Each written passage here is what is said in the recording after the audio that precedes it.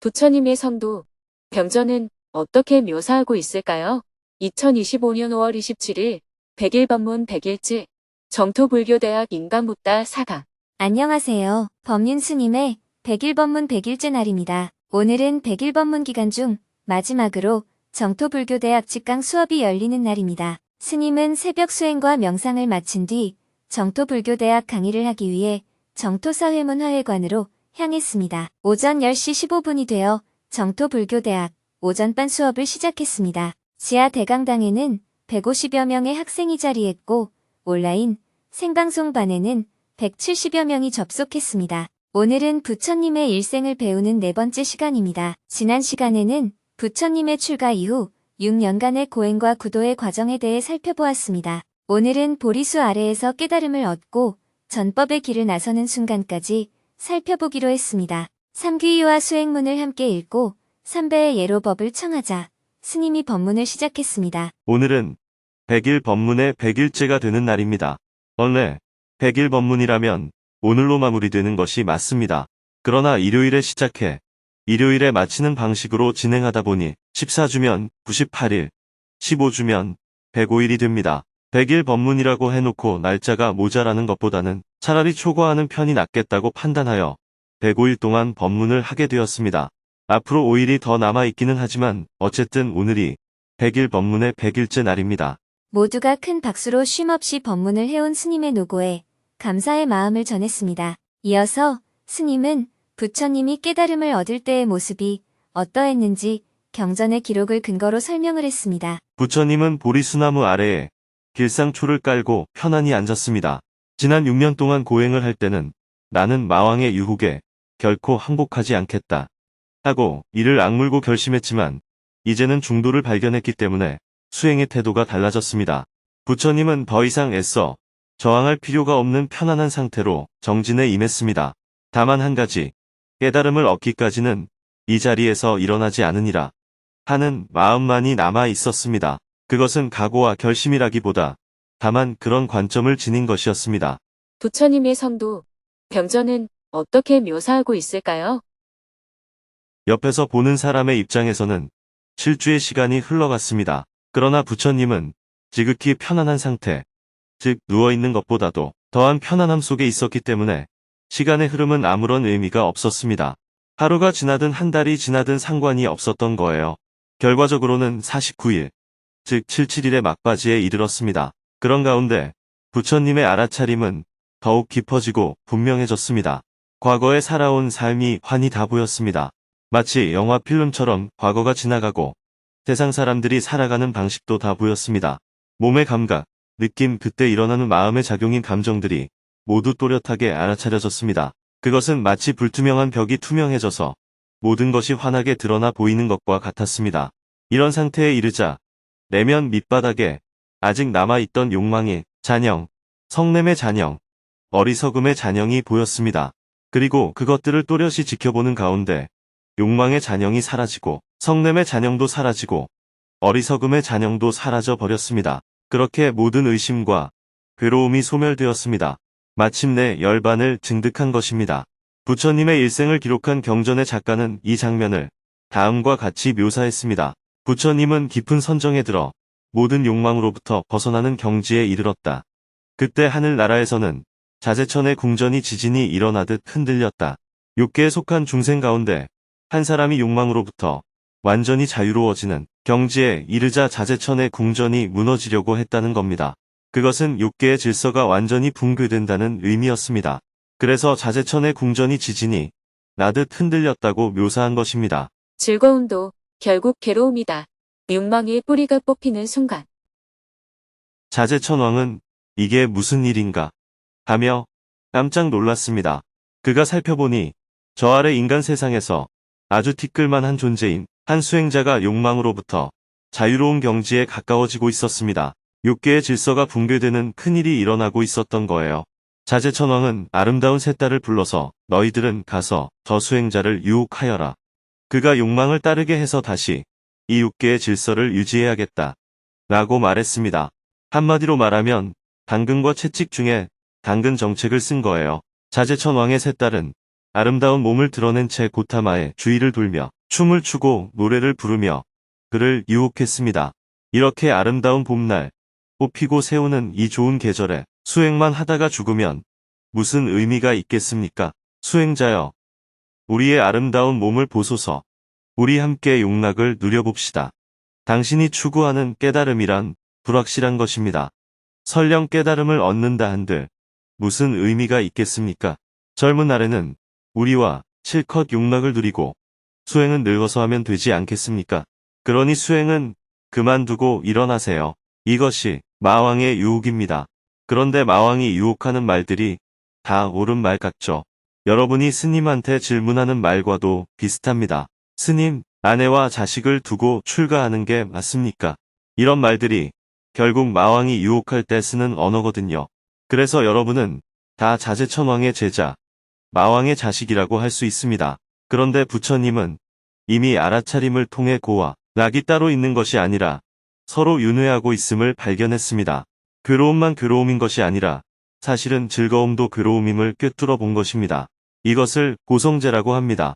마왕의 딸들이 아무리 유혹해도 부처님은 이미 낙의 본질을 알고 있기 때문에 그것에 집착하지 않았습니다. 경전에는 부처님이 마왕의 아름다운 세 딸을 향해 이렇게 말했다고 나옵니다. 잘 채색된 항아리에 똥만 가득 들어있는 것들아. 여기서 채색된 항아리는 낙을 상징하고 항아리 안에 든 똥은 고를 상징합니다. 부처님은 낙의 본질이 고임을 꿰뚫어 보았기 때문에 채색된 항아리에 집착하지 않았습니다. 부처님이 조용히 마왕의 세 딸을 가리키며 직지하자 그 여인들은 모두 노파로 바뀌어 버렸습니다. 그들은 부끄러워하며 사라졌습니다. 부처님은 젊은 여인의 본질이 이빨 빠지고 머리는 하얀 노인의 모습임을 꿰뚫어 본 것입니다. 여기서도 젊은 여인은 낙을 상징하고 노파는 고를 상징합니다. 경전에서는 부처님이 낙이 곧 고임을 꿰뚫어 본 것을 이렇게 상징적으로 표현했습니다. 첫 번째 유혹이 실패하자 곧이어 마왕은 두 번째 전략을 펼칩니다. 당근 정책이 안 통하면 그 다음에는 채찍을 쓰잖아요. 마왕의 두 번째 방법은 협박이었습니다. 마왕에게는 1000명의 아들이 있었는데 그들에게 수행자를 공격하여 무너뜨리라 하는 명령을 내렸습니다.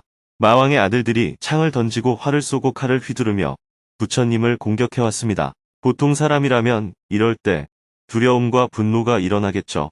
그러나 부처님은 이미 그런 것들로부터 벗어나 있었습니다. 고요함과 평정심을 유지하며 그들의 행위를 지켜보았습니다. 마왕의 아들이 쏜 화살은 부처님의 몸에 이르자 모두 연꽃으로 변해 떨어졌습니다. 그들이 아무리 위협해도 부처님은 성내지 않고 자비심으로 그들을 대했습니다. 그러자 마왕의 아들 1000명 중에 절반인 500명이 부처님께 항복하였습니다. 마왕은 이것도 안 통하는구나 하고 아들들을 불러들였습니다. 아무것도 바라는 것이 없다. 어리석음의 뿌리가 뽑히는 순간. 세 번째로는 드디어 자제천왕이 직접 모습을 드러냅니다. 사실 자제천왕은 기독교의 사탄처럼 악한 존재는 아닙니다. 어쩌면 우리가 모두 원하는 최고의 신이에요. 그런데 수행적 관점에서는 최고의 방해꾼이 됩니다. 수행에 방해가 되기 때문에 마왕이라는 이름이 붙은 것입니다. 마왕이 부처님에게 말합니다. 고타마시여, 그대가 추구하는 열반이란 없다. 존재하지 않는 것을 얻을 수는 없는 법이다. 그런 쓸데없는 일을 하다가 죽어버리면 무슨 의미가 있겠는가?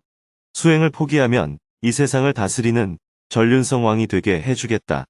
전륜성 왕으로도 만족하지 못하겠다면 나와 함께 하늘나라 자제천궁으로 가자. 내가 그대에게 자제천왕의 자리를 내주겠다. 자제천왕은 자신이 그 자리를 갖는 것보다도 6개의 질서를 유지하는 것이 더 중요하다고 여깁니다. 6개의 질서만 지킬 수만 있다면 자제천왕의 자리를 다른 사람에게 넘겨주는 것도 괜찮다는 거예요. 원하는 모든 것이 이루어지는 자리를 당신에게 줄 테니 이 질서만큼은 허물지 말라는 제안을 한 겁니다. 저라면 이 세 가지 유혹을 맞닥뜨렸을 때 어떻게 행동했을까 생각해봤습니다. 쉬운 일은 아니겠지만 아름다운 여인의 유혹이나 협박, 공갈 정도는 이겨낼 수 있을 것 같아요. 그런데 세 번째 유혹, 즉 내가 원하는 건 다 이루어진다는 자리를 준다고 하면 마음이 흔들릴 수도 있을 것 같습니다. 왜냐하면 한반도의 평화와 통일을 이루기 위해서, 북한 주민들의 굶주림을 해결하기 위해서, 그리고 가자 지구에서 무참히 학살되는 사람들을 살려내기 위해서 그 힘을 쓰고자 할 것 같기 때문입니다. 해탈은 다음 생에 하고 이번 생에는 그들부터 우선 살리자. 이런 생각이 들 소지가 다분합니다. 그 정도로 저는 아직 수행이 부족하다는 뜻이겠지요. 여러분은 어떻습니까? 하지만 부처님은 단호히 대답했습니다. 마왕이여, 나는 아무것도 바라는 것이 없다. 이것은 반야심경에 나오는 이무소득고와 같은 말입니다. 아무것도 바라는 게 없는 사람에게는 아무리 위대한 능력이나 궁극의 자리를 제시해도 아무런 의미가 없습니다. 부처님은 존재의 본질을 꿰뚫어 보았기 때문에 어리석음에서 벗어나 그 어떤 것에도 흔들림이 없었습니다. 이 이야기들을 해석해보면 첫 번째 이야기는 욕망의 뿌리가 뽑혔다는 것을 상징합니다. 두 번째 이야기는 성냄의 뿌리가 뽑혔다는 것을 상징합니다. 세 번째 이야기는 어리석음의 뿌리가 뽑혔다는 것을 상징합니다. 결국 부처님이 깨달음을 얻기 직전에 마왕이 던진 세 가지 유혹은 탐진치 삼독의 뿌리가 뽑히는 과정을 묘사한 것입니다. 부처님의 일생을 기록한 경전의 작가는 성도의 장면을 이렇게 묘사했습니다. 새벽녘, 먼 동이 트고 동쪽 하늘에 샛별이 빛나는 것을 보는 순간 깨달음을 얻었다. 이것이 바로 부처님이 깨달음을 얻는 모습입니다.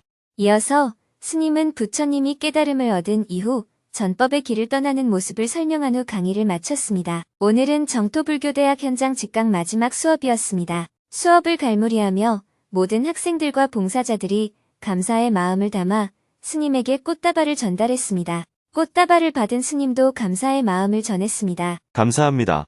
이어서 스님이 100일 동안 수업이 원만하게 진행될 수 있도록 곳곳에서 봉사해준 자원봉사자들을 소개하고 격려해 주었습니다. 정토회에는 월급을 받는 직원이 단 한 명도 없습니다. 정토사회 문화회관을 관리하는 일부터 접수, 안내, 식사 준비, 청소까지 모든 일이 자원봉사자들에 의해 이루어집니다. 정토불교대학을 운영하는 분들 역시 모두 자원봉사자들입니다.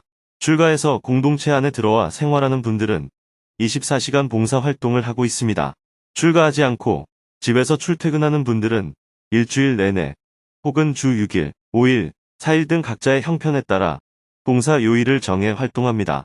그 외에도 하루 1시간이나 2시간 등 부분적으로 봉사하는 분들도 있습니다. 시간이 날 때 자유롭게 참여하는 봉사를 자율봉사라고 하고 일주일에 한 번이라도 어떤 일을 책임지고 참여하는 봉사를 책임봉사라고 합니다.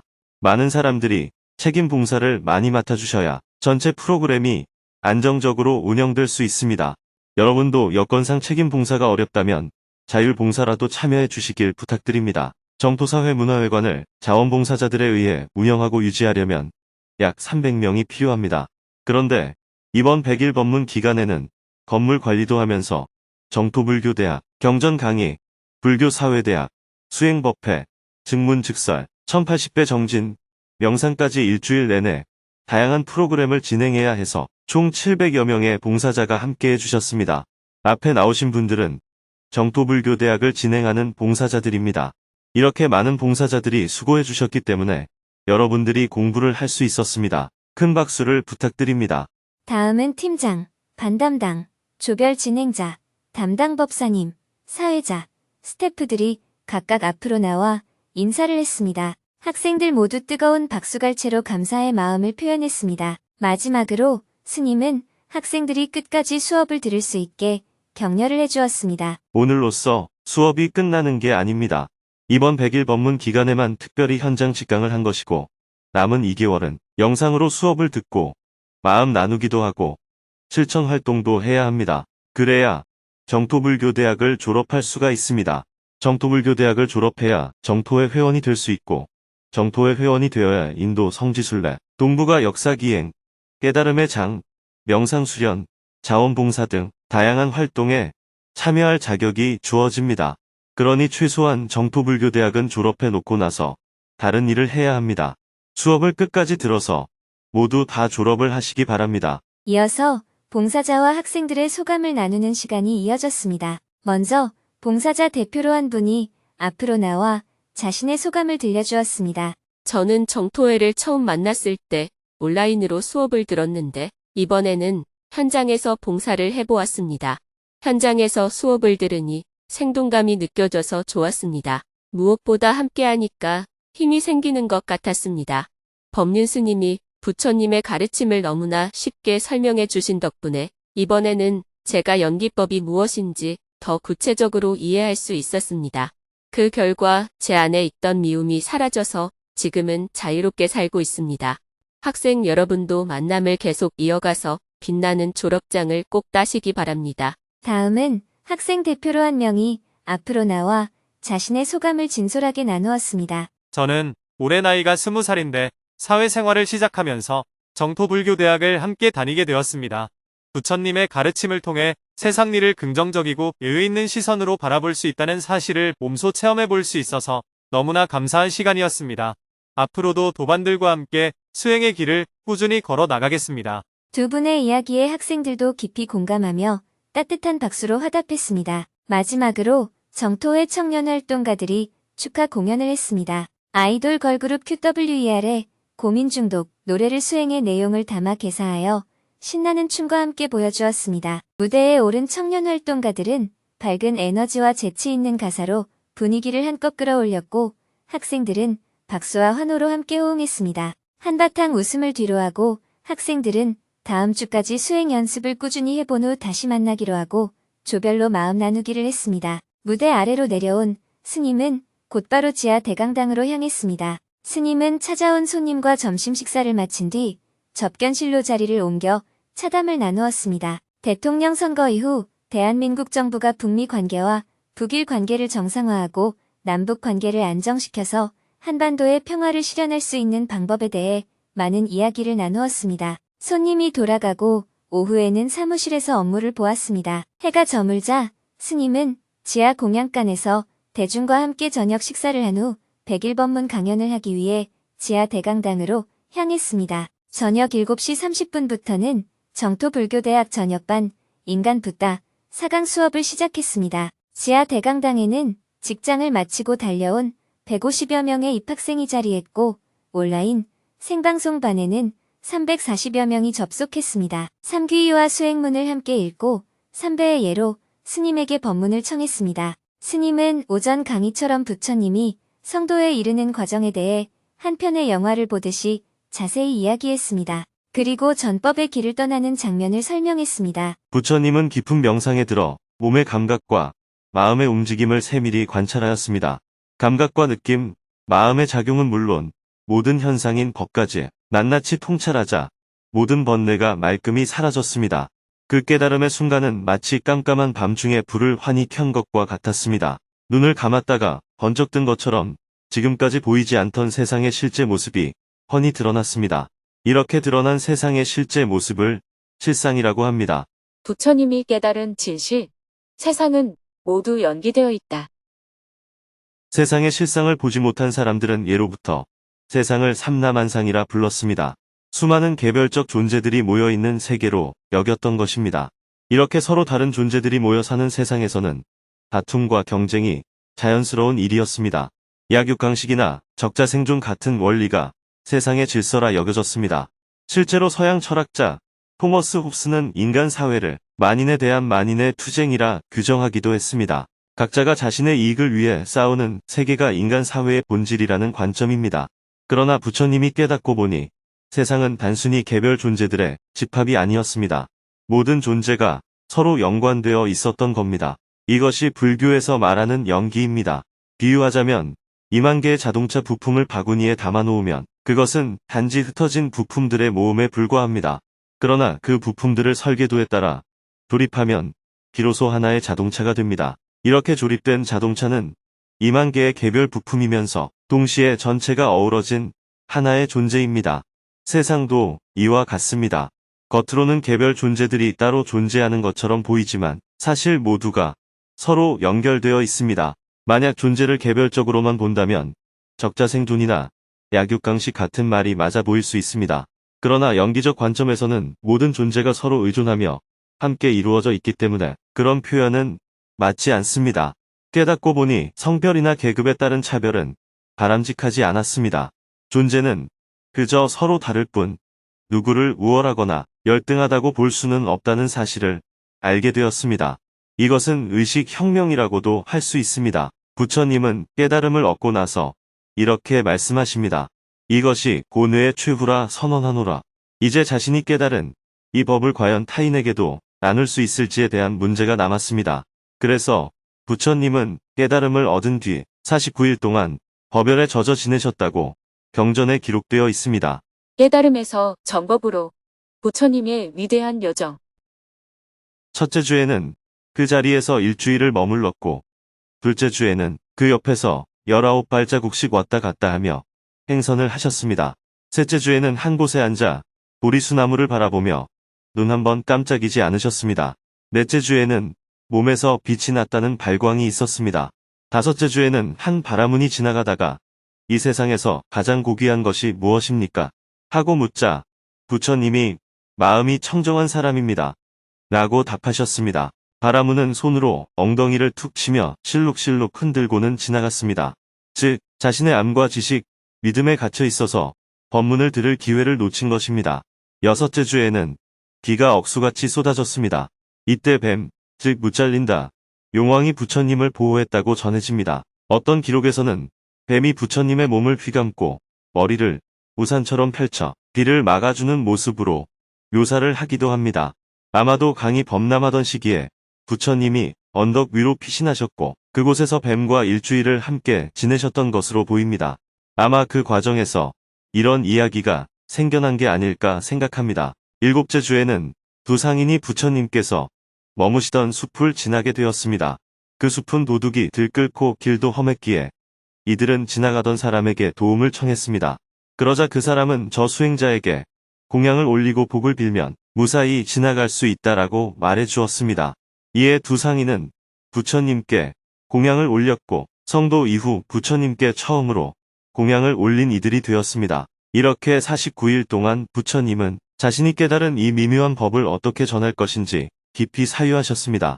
첫 전법의 대상으로 옛 스승인 우따까, 라마푸타와 알라라 깔라마를 떠올렸지만 두 분 모두 이미 세상을 떠난 뒤였습니다. 그 다음으로 떠오른 사람이 함께 수행했던 5 도반이었는데 그들은 수행 중에 부처님을 비난하며 먼저 떠난 사람들이었습니다. 그럼에도 부처님은 보름 동안 250km가 되는 길을 걸어 바라나시 근처 사르나트로 향했습니다. 그리고 그 5 도반들에게 첫 설법을 하셨습니다.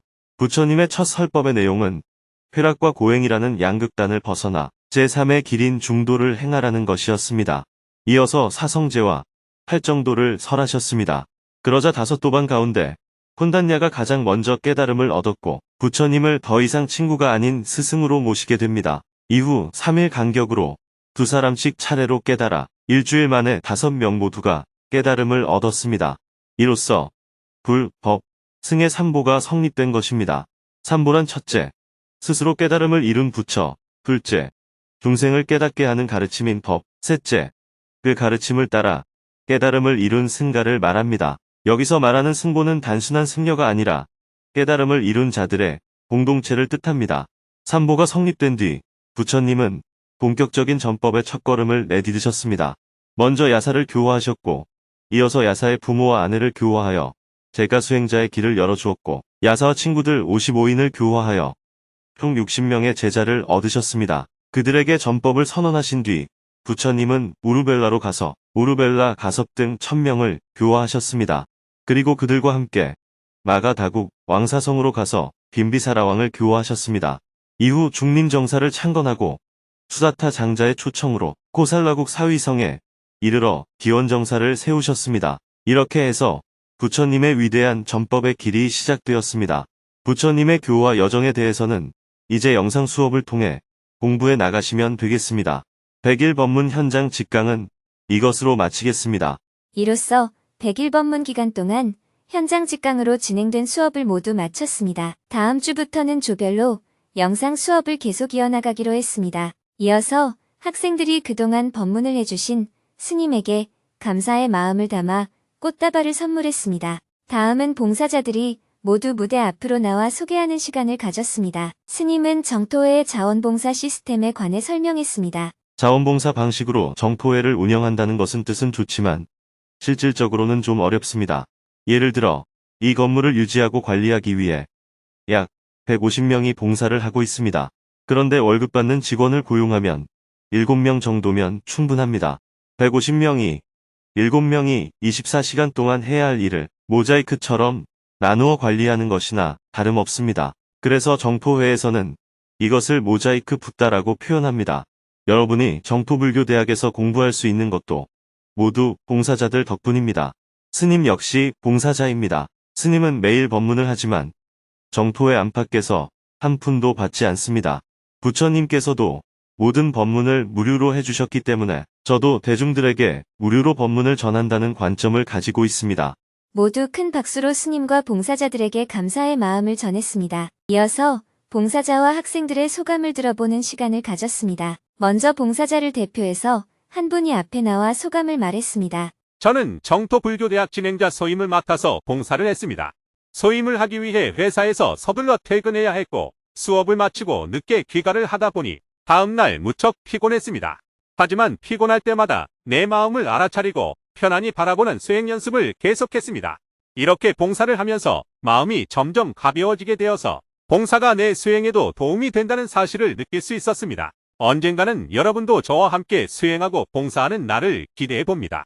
다음은 학생을 대표해서 한 분이 앞에 나와 소감을 이야기했습니다. 다람쥐 쳇바퀴 도는 듯한 직장 생활이 괴로웠습니다. 괴로움에서 벗어나는 길을 찾아 정토불교대학에 입학했습니다.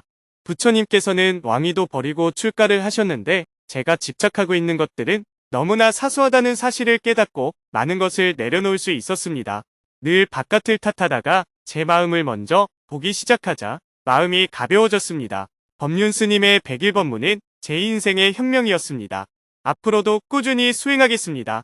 두 분의 소감을 듣고 학생들도 공감을 표하며 박수를 보냈습니다. 마지막으로 정토회 청년활동가 한 분이 축하 공연을 했습니다. 성시경의 너의 모든 순간을 아름다운 목소리로 불러주어 잔잔한 감동을 안겼습니다. 학생들은 조용히 귀 기울이며 깊은 여운을 느꼈습니다. 마지막으로 사회자가 학생들에게 수행 연습 과제를 알려준 후 조별로 모여 마음 나누기를 했습니다. 다음 시간부터는 온라인 공간에서 계속 수업을 이어나가기로 하고 수업을 마무리했습니다. 내일은 100일 법문 100일째 날입니다. 오전에는 주간반 수행법회 생방송을 하고 오후에는 평화재단을 찾아온 손님들과 연달아 미팅을 한 후 저녁에는 저녁반 수행법회 생방송을 할 예정입니다.